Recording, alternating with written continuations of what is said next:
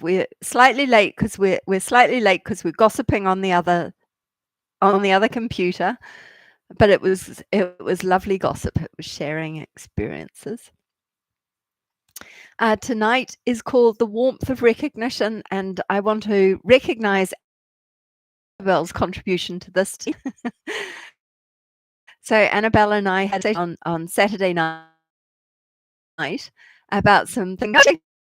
She had me, and as often happens with this, is that else mentions something, and then it, it you. um. So we're going to talk about the warmth of recognition. I hope that whoever's on live stream can hear me this week because I completely messed up the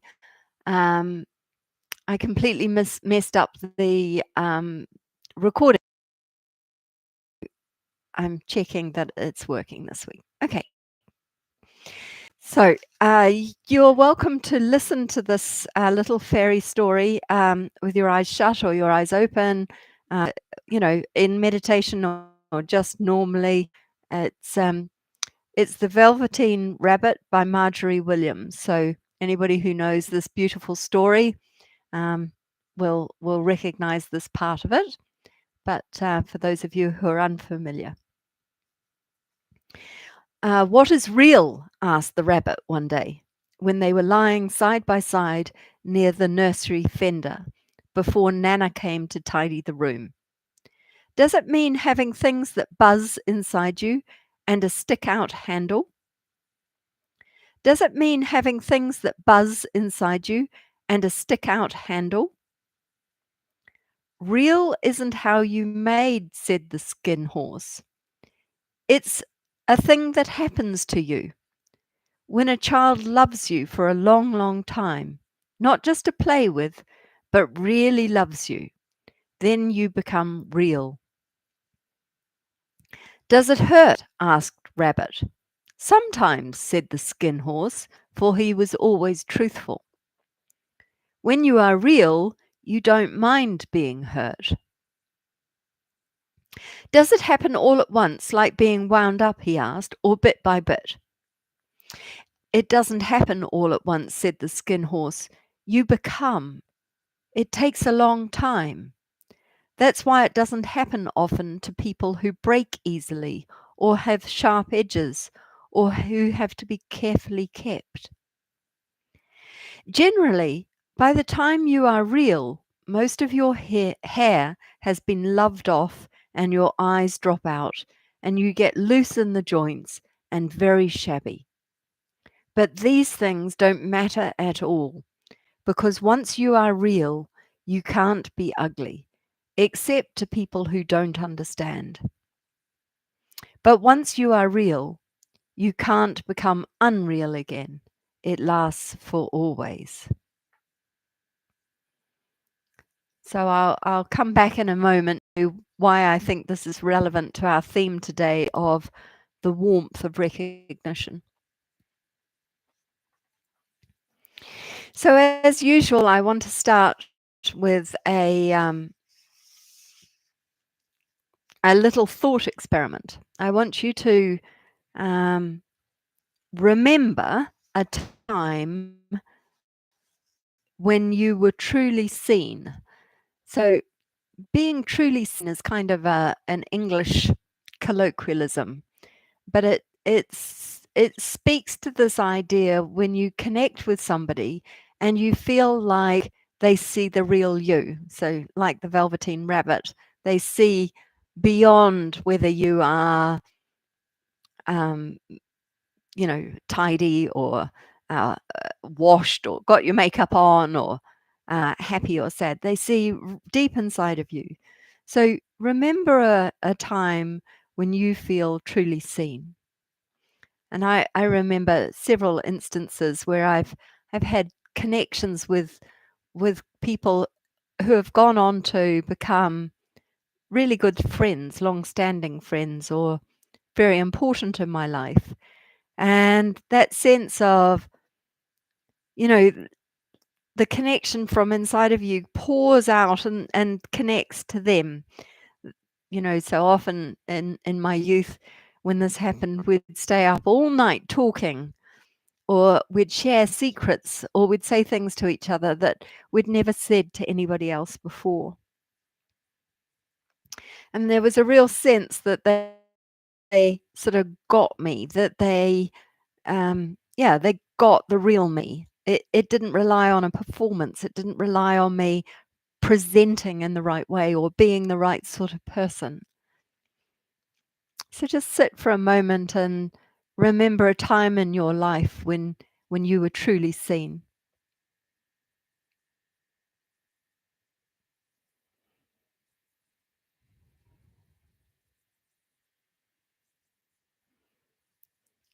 And then the question is, how did it make you feel to be seen, to be truly seen in that way, to have somebody who got you?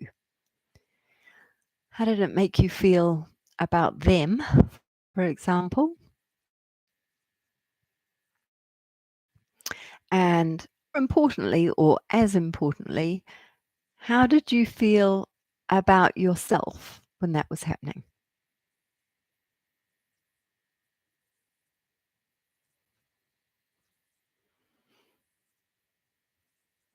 And when I was doing this for myself, I realized that when I felt sort of had this sense of connection, when I felt sort of truly held by somebody, I had a sense of place, a sense of um, I couldn't s- I could share with this person parts of myself which were unlovable. I could share with them things that were not very nice about myself. So I could kind of confess to these people who really see me about my sort of petty senses of jealousy, or um, my concerns about um, you know things in life that aren't very important. But the discovery that somebody was connected with me so deeply as a on a level of reality, or on a level that other people don't connect. So I'm not trying to say uh, that there's anything wrong with not connecting this way, but when you do connect in this way, and when you're truly seen, it's that sense of, I belong. I'm accepted. I don't have to pretend. I don't have to worry about what I'm going to say. I don't have to worry about how this other person is going to react to what I say. I'm free. I'm kind of liberated. I'm released from my everyday concerns.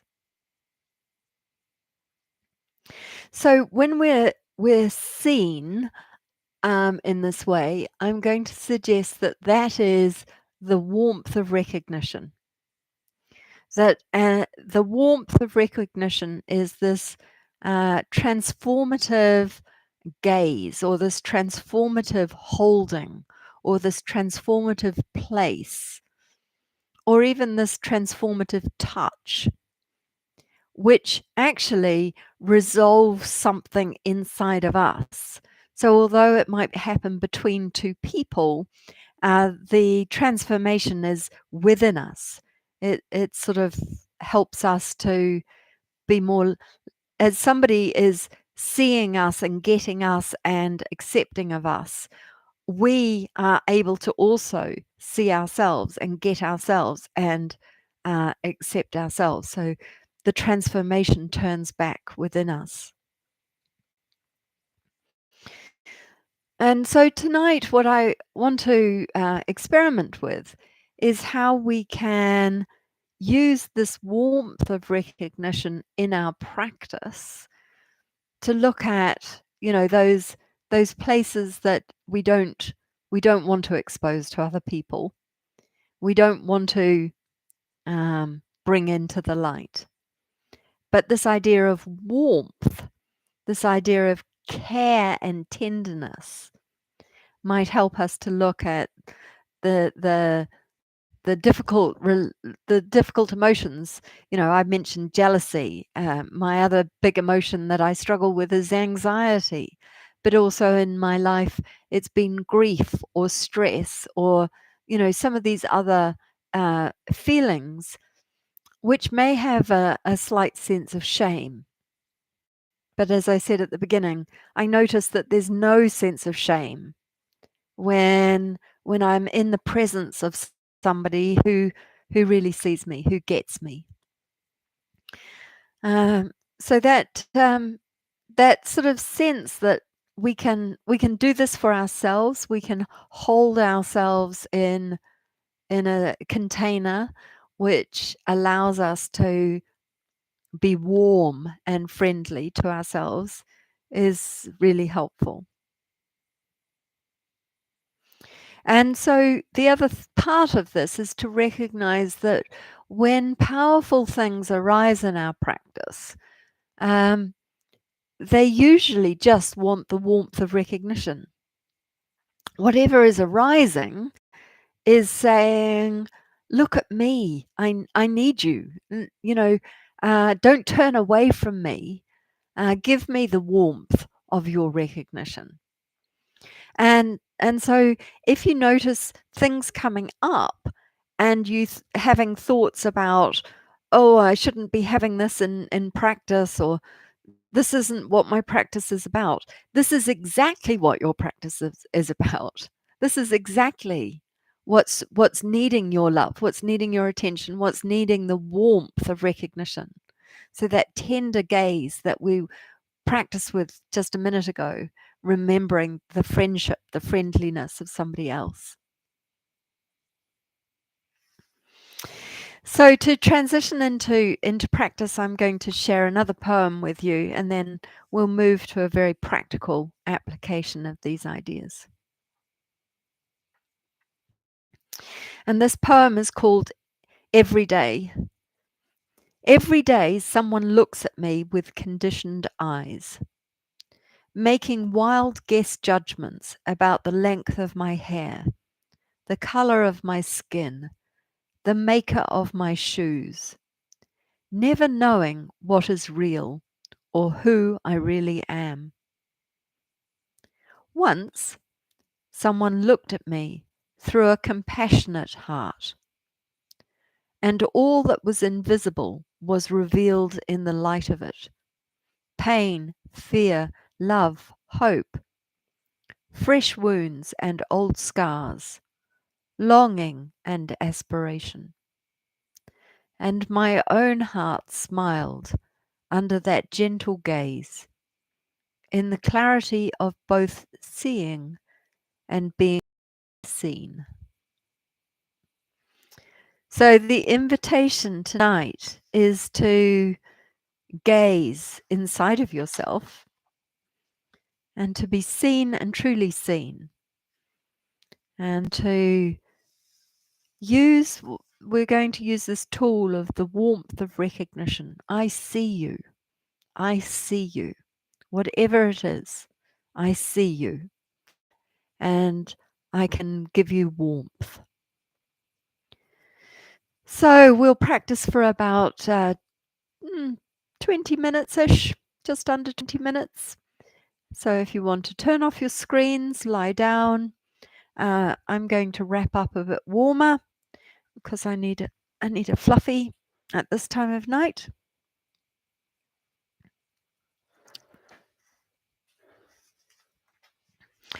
If you need a little drink of water before we settle, please do so. And in whatever way suits you, just come to stillness.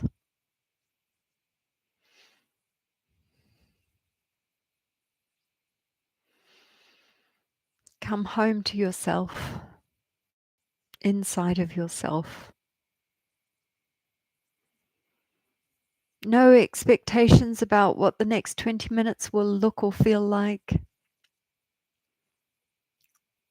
No rushing to the future. just step by step, breath by breath. That's our only commitment really in this practice, is to show up, in this moment. I keep saying it's a no-fail practice.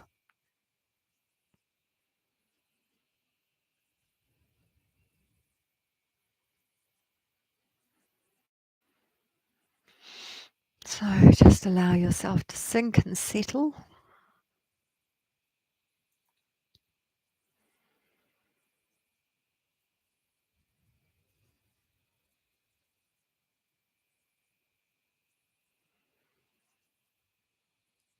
And just begin this practice by finding whatever clarity you have immediately available to you. And if it's not much clarity, that's fine. And if it's crystal clear clarity, that's also fine.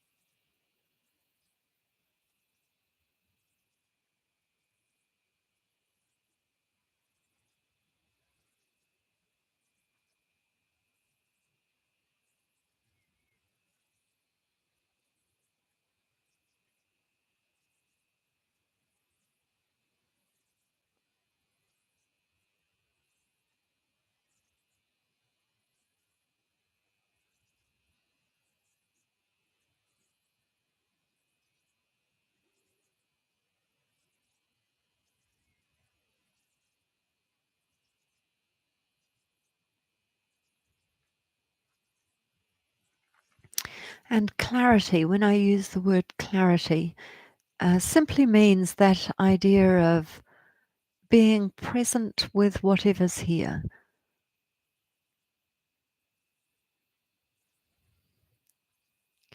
So maybe we notice that our mind's gone walkabouts only after it's gone walkabouts. And that's fine. Bring it back. But sometimes we can be with the mind so precisely, we can see it just about going walkabouts before it goes. Ah, there's the place we can bring it back.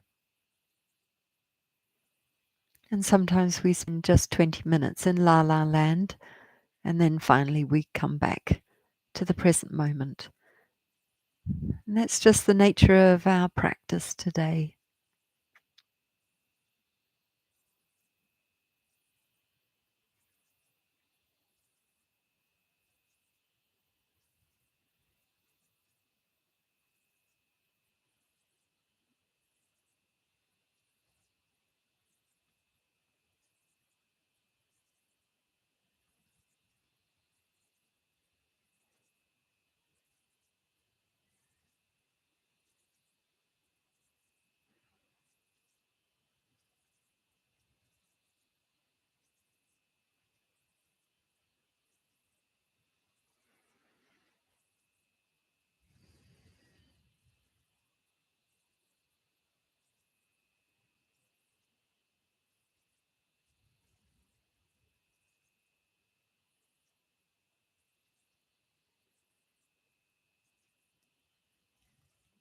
If it's helpful, you can settle yourself a bit further by practicing as Thich Nhat Hanh teaches, which is, as I breathe in, know that I am breathing in. As I breathe out, know that I am breathing out. You can just use that little approach to stay present, focused, grounded.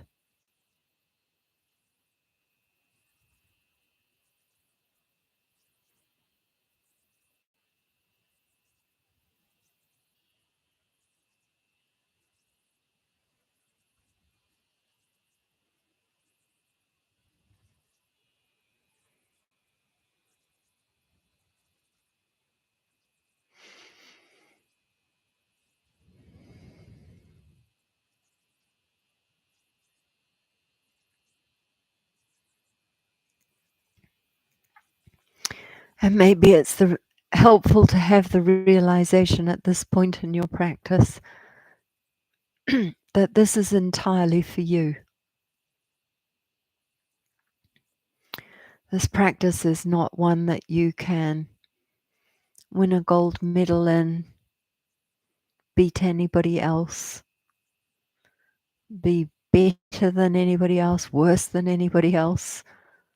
There is absolutely no calibration that makes any sense when it comes to practice.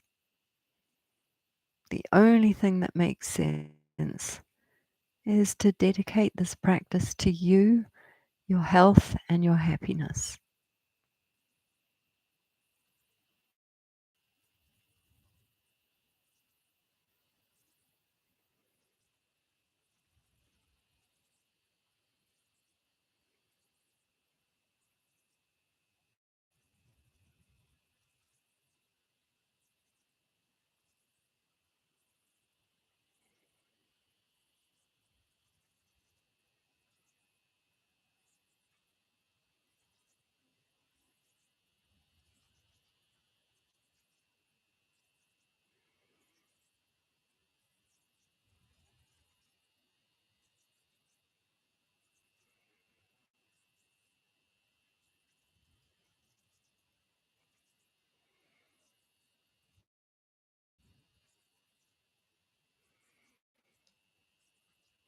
So let's make a start now into different body spaces. And as you move your attention to different body spaces, keep inviting the warmth of recognition. Stay as long as you want in any area and notice if there's any overall softening. Is anything released? Is anything transformed?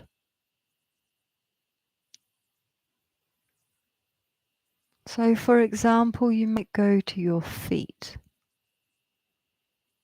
and just stay in the space of your feet.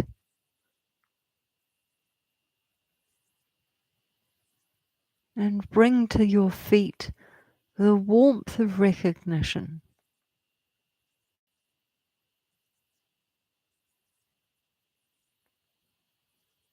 And as you do that, notice if there's any overall softening. This contact with bodily spaces is the most beneficial part of the practice.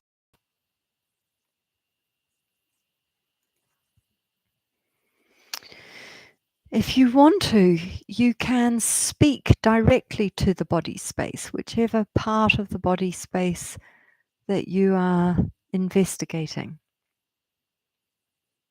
It's sometimes helpful to say, I see you, or I'm in contact with you.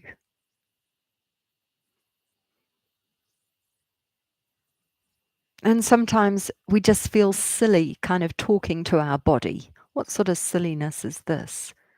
So then we can turn our attention to the feelings of silliness and bring to that feeling of silliness the warmth of recognition. Oh, I see you. Oh, I can hold you as well. I can be in contact with feelings of silliness.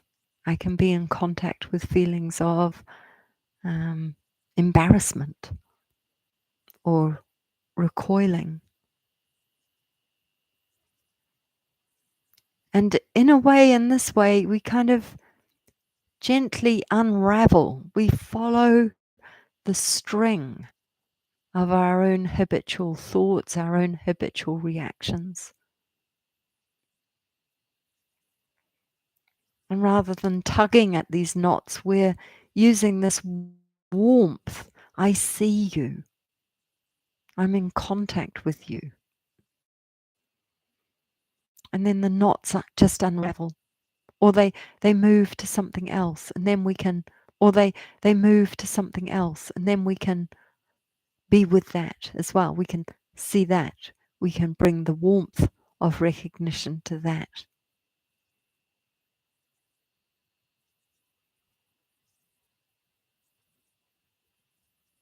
This is an incredibly simple practice and hugely powerful.